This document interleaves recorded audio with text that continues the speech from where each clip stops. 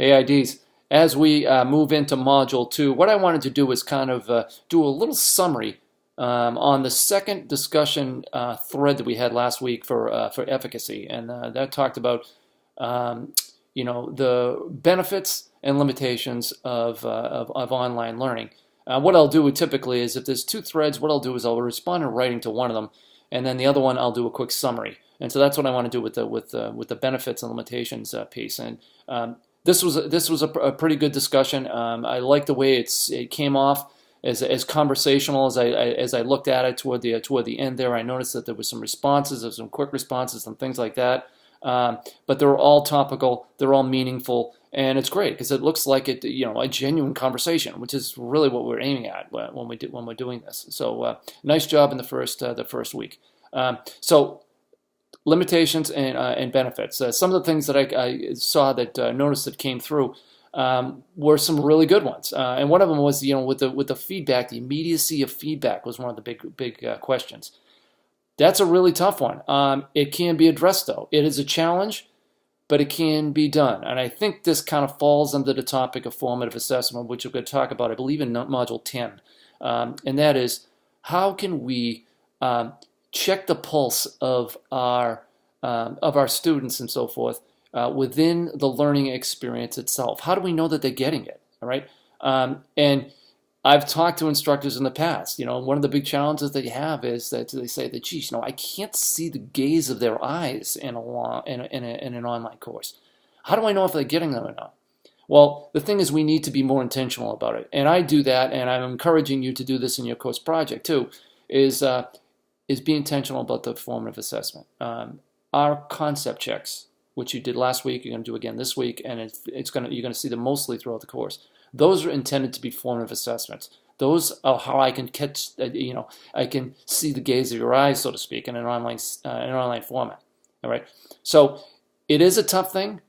It can be dealt with if we're intentional about it. All right. So that's a good thing. One of the things also that came out was this whole idea of a virtual training, and sometimes in the private sector or whatever, these virtual trainings, sometimes it doesn't have the absolute subject matter expert that we're looking for, and it can be a problem. Maybe in virtual training and things like that. So it can be in and of itself a liability. Another thing that was brought up with the idea of self-paced learning, right? Or if you're in a course that's a self-paced, there's some discipline that kind of goes along with that, right? And there may be situations where the attention goes to someplace else and not necessarily focused on what the self-paced training is all about. I think that's kind of a hard one. If it's not really well done, and we've had experiences in my work where a self-paced course just really didn't work out because it didn't have the accountability that it needed in order for it to be really good. So we can keep that in mind. Now let's flip over to the benefits. All right.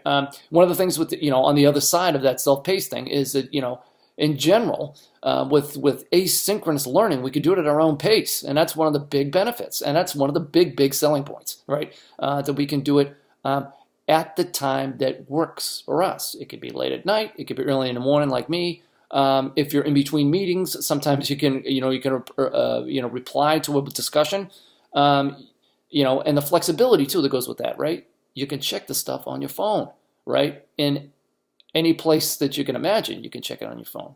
All right, so it's that flexibility, that freedom to go at your own pace, and so forth.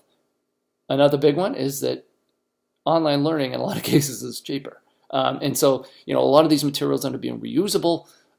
Courses can be taught at a number of different times. A lot of the stuff can be repurposed if it's not reused in some cases. So that plays into it a lot, absolutely.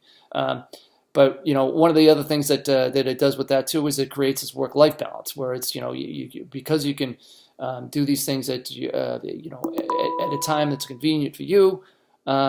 It gives you an opportunity to balance your life with your work, with your learning, with your family life, with your with your personal activities that you like to do, and you can just work it in wherever it seems to serve itself best.